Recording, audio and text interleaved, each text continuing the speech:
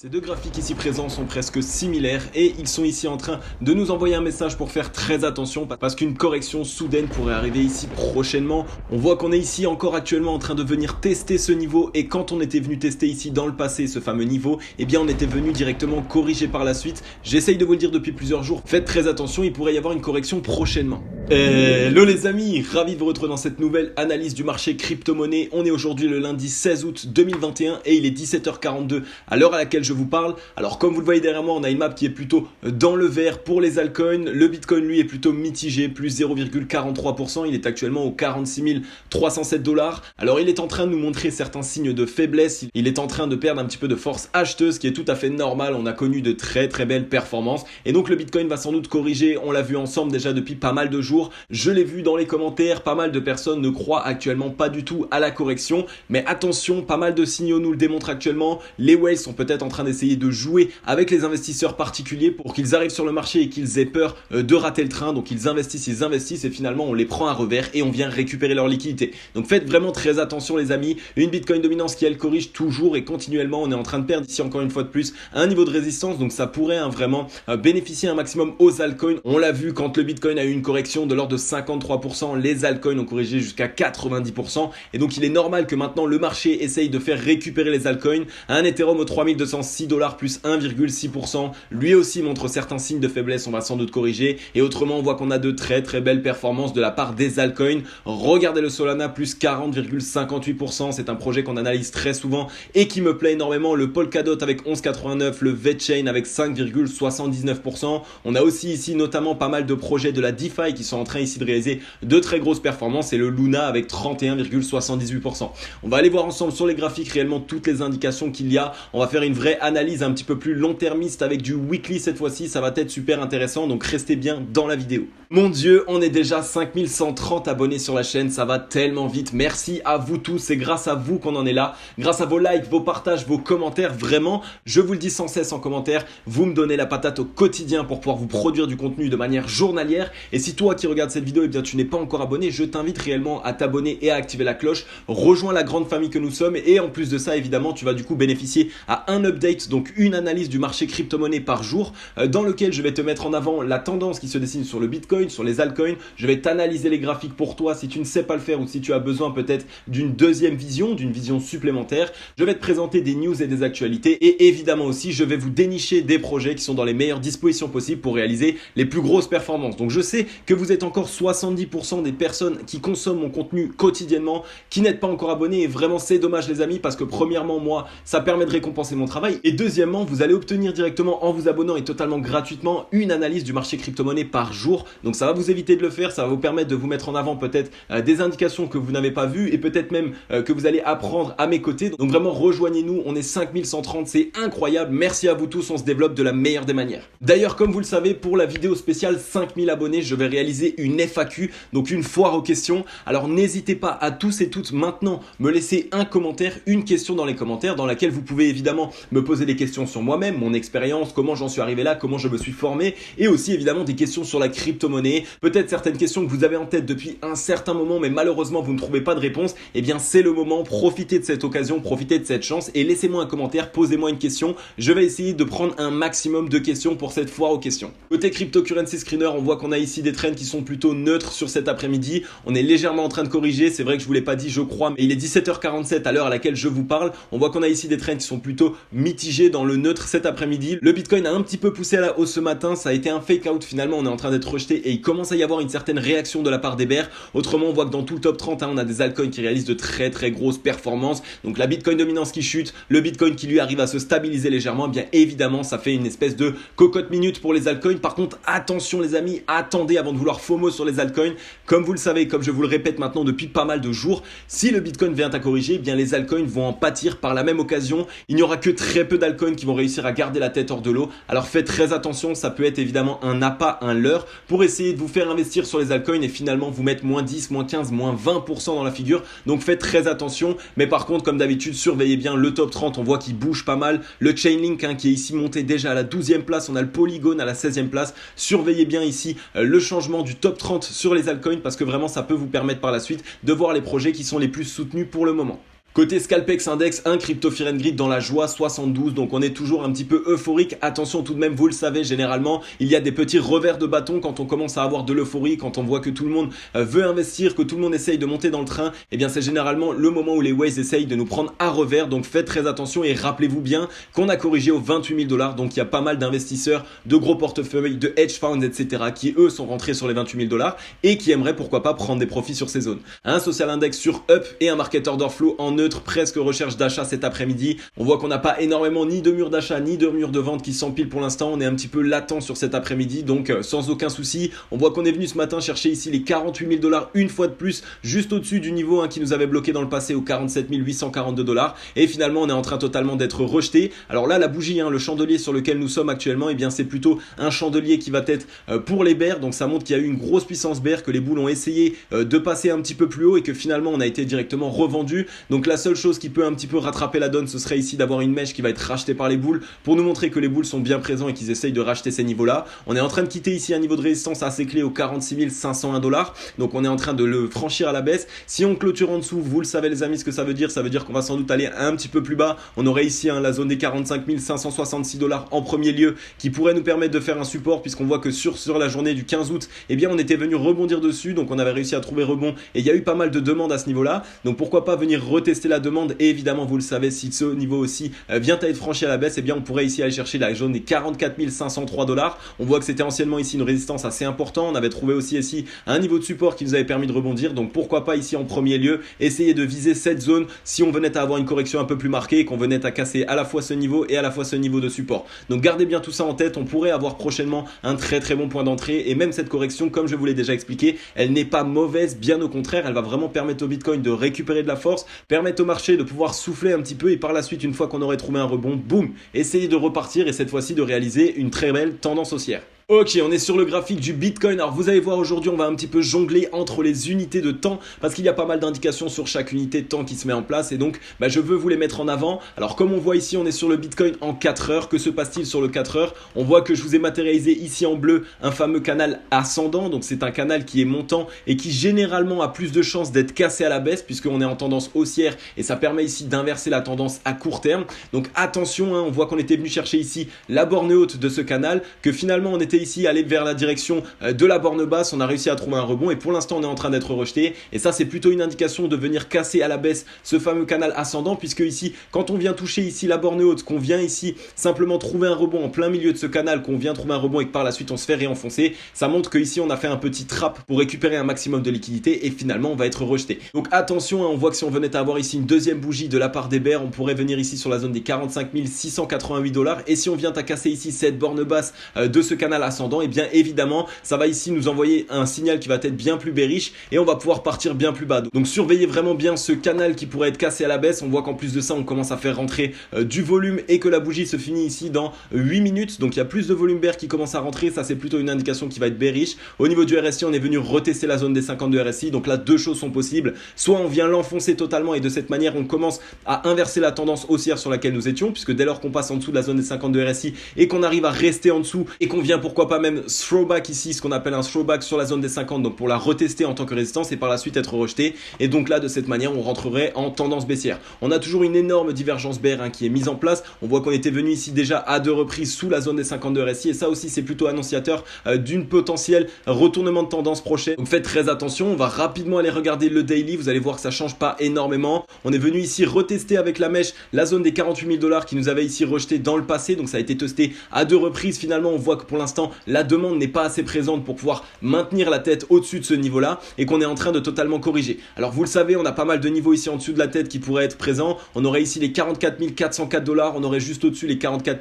613 $. Par contre si on venait à lâcher ces niveaux là, alors là on pourrait partir déjà un petit peu plus bas en allant visiter ici les 42 106 $, voire les 40 550 $ ici en blanc. Donc il y a pas mal de niveaux de support. De toute façon la correction sur laquelle nous sommes ne va pas à mon avis casser la tendance haussière sur laquelle nous sommes. On voit que le ruban de mobile lui commence à monter de plus en plus, il est ici sur les 43 111 dollars et les 43 111 dollars il représente ici les 0,5 de Fibonacci. Donc simplement le Fibonacci je vous l'ai tracé en vous prenant ici le top, donc sur lequel nous étions ici entre le 13 et le 14 août, et le point bas sur lequel nous étions ici entre le 3 et le 4 août 2021. Donc ça nous permet en fait simplement d'avoir le Fibonacci, le retracement de Fibonacci qui est réalisé sur le dernier mouvement en instance, donc sur la tendance haussière qu'on est en train de réaliser, et ça nous permet de nous fixer des targets, que ça soit à la hausse ou à la baisse s'il vient à y avoir une correction. Donc on voit qu'on aura ici les 1,618 qui serait la prochaine target aux 53 753 dollars. Je ne pense pas qu'on pourrait y aller comme ça s'il n'y a pas de correction.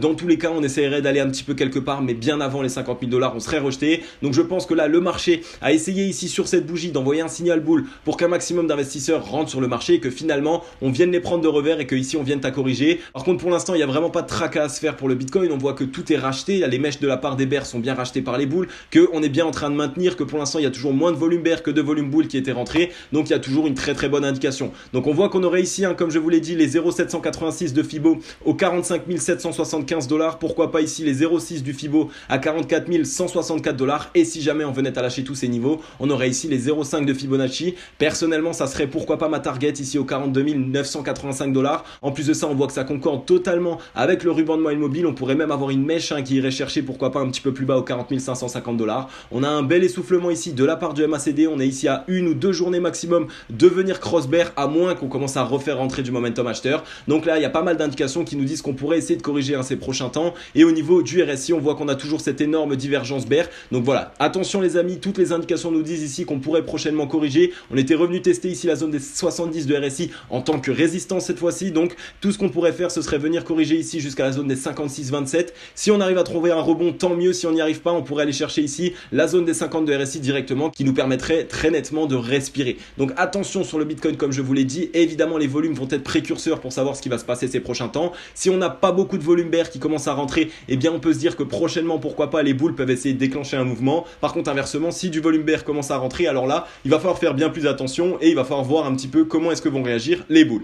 Bitcoin dominance très rapidement, on voit qu'on est revenu ici tester la zone des 44,79 qui était ce niveau anciennement de support, qui est maintenant une résistance. On est en train de bien la valider en tant que résistance, donc on est parti plus bas. C'est plutôt une mauvaise indication pour la Bitcoin dominance. Évidemment, ça va être une bonne indication pour les altcoins. On voit qu'on a ici un niveau de support au 42,68, donc ce serait indirectement la prochaine target qu'on pourrait se fixer. Et sinon, on pourrait aller encore ici plus bas jusqu'au 41,54. Donc pour l'instant, ça va être un petit peu la correction directe. On voit qu'on est revenu tester ici ce niveau pour bien le valider en tant que résistance et pour tester la demande. Donc là vraiment il va y avoir une certaine correction et au niveau des volumes c'est totalement les bears qui ont la main. Ethereum lui qu'on va analyser en weekly cette fois-ci, donc très simple, on voit qu'on est ici sur un double bottom, qu'on a eu une belle reprise, qu'on a cassé ici un set trend qui nous maintenait à la baisse si on vient à la tracer ici assez rapidement. Donc on est venu la casser à la hausse, donc ça c'est une super bonne indication. C'est pour cette raison qu'on arrive à avoir cette reprise haussière. Je vous enlève un petit peu tout pour que ce soit le plus clair possible et par la suite je vous remets les indications. Au niveau du volume, on voit qu'on a eu ici 3 semaines de hausse consécutives. Sur la 4e semaine on commence à avoir ici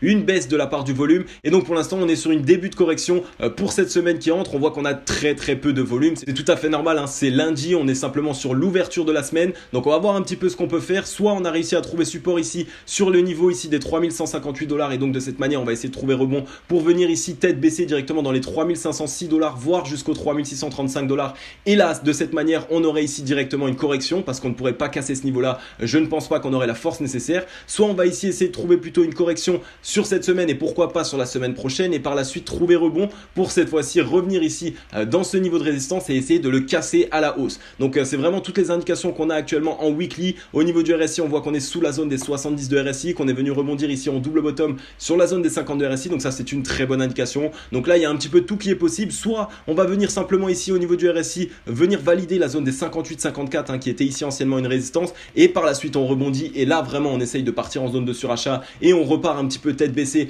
pour chercher des nouveaux plus hauts. Soit ici on est en train simplement de latéraliser, par la suite on essaye directement de partir dans la zone de surachat. Donc attention tout de même, cette semaine va être assez précurseur. On va essayer de voir si ça va être une semaine qui va être plutôt corrective ou qui va être plutôt haussière donc de la part des boules. Et au niveau du MACD on est venu cross ici boule en weekly depuis 2 semaines, donc c'est plutôt une très bonne indication. On attend évidemment un petit peu de momentum qui rentre, mais vu qu'on vient de cross, eh bien ça ne veut pas tout dire. Donc pour l'instant plutôt bonne indication, on attend que ça s'oriente un petit peu mieux, mais Ethereum est toujours dans une très belle disposition et et on voit qu'au niveau du ruban de moyenne mobile et en weekly, dans tous les cas on aurait un énorme niveau de support ici aux 2461 $, mais je ne pense pas qu'on irait jusque là, je pense qu'on irait ici pourquoi pas entre les 2900 et les 2890 $, voire maximum si on venait à avoir une petite poussette baissière, et pour faire une maximum de frayeur on serait ici sur les 2705 $.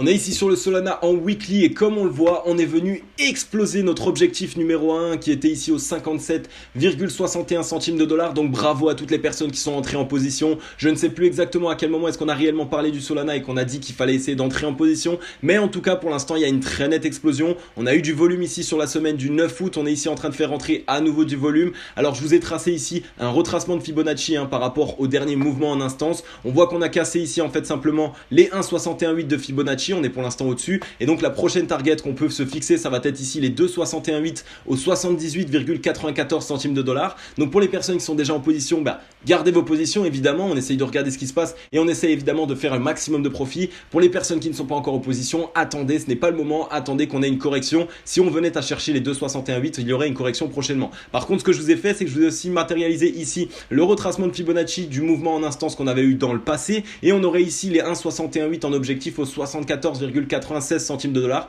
qui pourrait jouer un niveau de résistance et un niveau de prise de profit aussi assez intéressant pour pas mal d'investisseurs. Donc faites très attention, il y a ici une certaine zone de vérité comme je vous l'ai dit entre les 78 $, presque 79 jusqu'aux 75 $.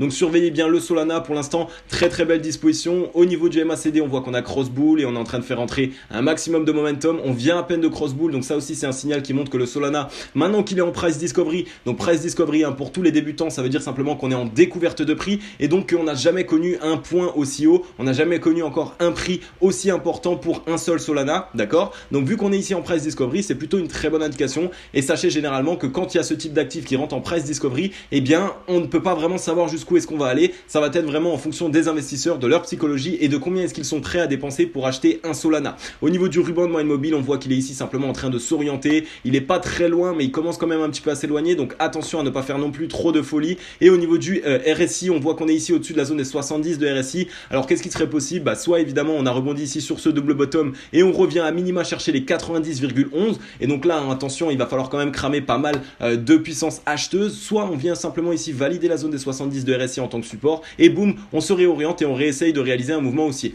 En tout cas voilà pour le Solana, plutôt une très belle disposition. On a pas mal d'objectifs qui sont un petit peu plus haut que là où nous sommes. On voit qu'on a déjà cassé notre objectif numéro 1. N'hésitez pas à me dire en commentaire pour toutes les personnes qui sont entrées en position sur les analyses que j'ai pu réaliser quand on a parlé du Solana. Ça me fait extrêmement plaisir de voir à quel point vous pouvez réaliser des profits en fonction des analyses qu'on réalise ensemble, donc c'est génial. Ensuite on est sur le Theta en weekly. Theta en weekly est vraiment très intéressant. Regardez ce qui se passe les amis. Je vous ai matérialisé ici en blanc cette trend de baissière. Maintenant vous connaissez un peu les trends et si vous ne connaissez pas les trends, je vous invite à aller voir ma vidéo spéciale sur comment analyser le Bitcoin très facilement, de manière même quand on est extrêmement débutant, donc simplement en traçant des trends comme celle-ci. Donc pour l'instant on est venu casser à la hausse cette trend qui nous maintenait à la baisse, donc on voit à chaque fois qu'on venait à son contact on était rejeté, donc ça c'est une super bonne indication. Généralement ça permet à un actif d'être libéré d'un poids et de pouvoir repartir. On est ici en plus de cela en weekly sur un double bottom, donc ça aussi c'est une bonne indication pour nous permettre d'avoir une reprise haussière. On a ici la ligne de coup au 8,82 centimes de dollars qui va vraiment falloir franchir si on veut essayer de matérialiser ce fameux double bottom. Donc on va se matérialiser ici ce niveau de résistance,